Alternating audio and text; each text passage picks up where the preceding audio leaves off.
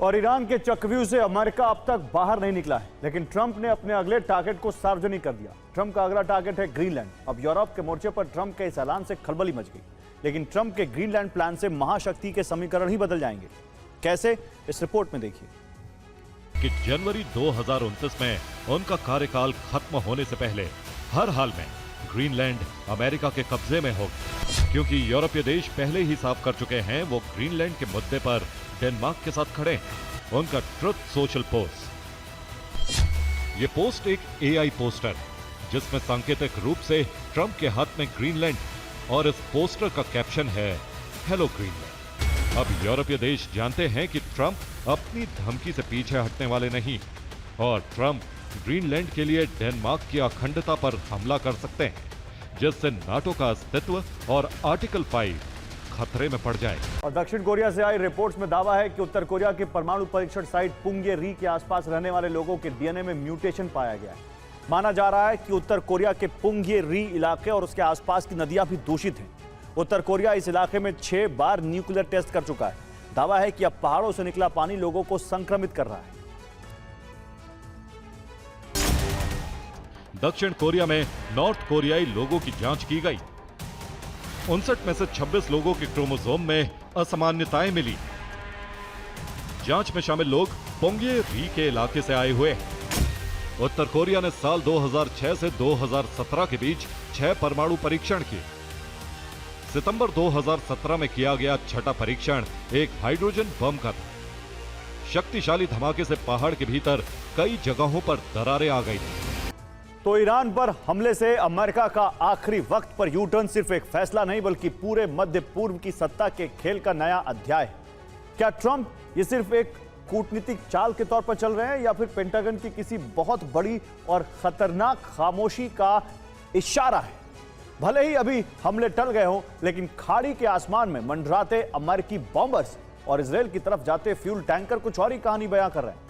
Iran और America के बीच चल रहा ये माइंड गेम अब किसी भी वक्त एक भीषण विध्वंस में बदल सकता है, जिस पर पूरी दुनिया में कोहराम मच सकता है। इसकी पहली वजह मानी जा रही है अरब देशों पर हमले का डर। दूसरी वजह मानी जा रही है अरब देशों के तेल नेटवर्क ध्वस्त होने का खौफ। तीसरी वजह मानी जा रही है इजराइल पर ईरान के हमले का भय। चौथी वजह मानी जा रही है अरब देशों का अमेरिका पर दबाव। और पांचवी वजह मानी जा रही है अमेरिका के पास लंबे युद्ध के लिए हथियारों का अभाव।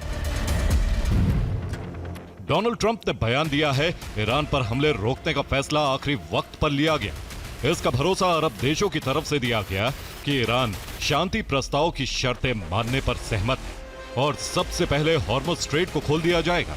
अगर ऐसा नहीं होता तो द्वितीय विश्व युद्ध के बाद का सबसे बड़ा हमला ईरान पर होता।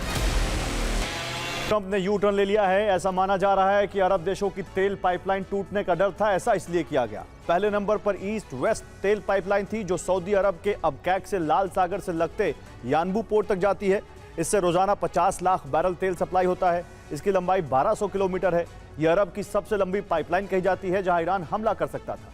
दूसरे नंबर पर Abu Dhabi crude oil pipeline है, जिससे हॉर्मुज़ बंद होने के बाद तेल सप्लाई किया जा रहा है, जो यूएई के हबशान ऑयल फील्ड से ओमान की खाड़ी के पास पड़ने वाले फुजैरा पोर्ट तक जाती है, जिससे रोजाना 15 लाख बैरल प्रतिदिन तेल सप्लाई होता है। इसकी लंबाई 380 किलोमीटर है। इस पर ईरान मिसाइल हमला करके इसे तोड़ने की कोशिश में था। इससे आगे बसरा तेल पाइपलाइन सिस्टम है, जो इराक की बड़ी पाइपलाइन है। ये इराक के रुमैला से वेस्ट कुर्ना ऑयल फील्ड तक पहुंचती है, जिससे रोजाना 35 लाख बैरल तेल सप्लाई होता है। इसकी लंबाई 685 किलोमीटर है। इस पर हमला करके इराक को बड़ा आर्थिक नुकसान ईरान पहुंचाना चाहता था।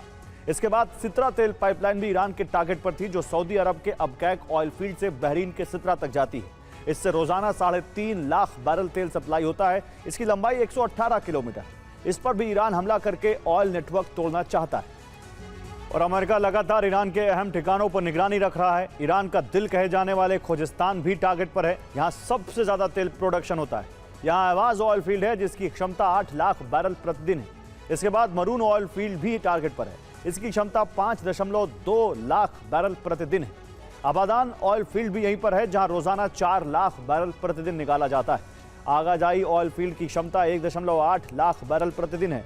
इसके पास ही कुपाल ऑयल फील्ड है, जहां रोजाना 93,000 बैरल तेल निकाला जाता है। ये सभी खर्ग आइलैंड से जुड़े हैं, जहां इनसे निकाला तेल पाइपलाइन के जरिए स्टोर किया जाता है, इसलिए खर्ग भी टारगेट पर है।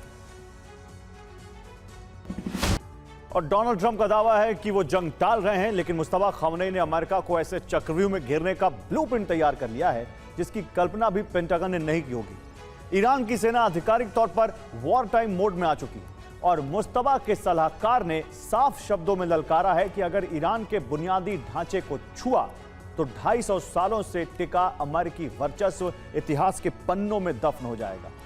एक तरफ सीज फायर की आड़ में ईरान ने अरब से लेकर यूरोप तक तबाही का खौफनाक नेटवर्क एक्टिव कर दिया है, तो दूसरी तरफ ईरान ने अहवाज से लेकर खलखाल तक अपने मिसाइल और एयर डिफेंस सिस्टम पहाड़ों में छिपा दिए।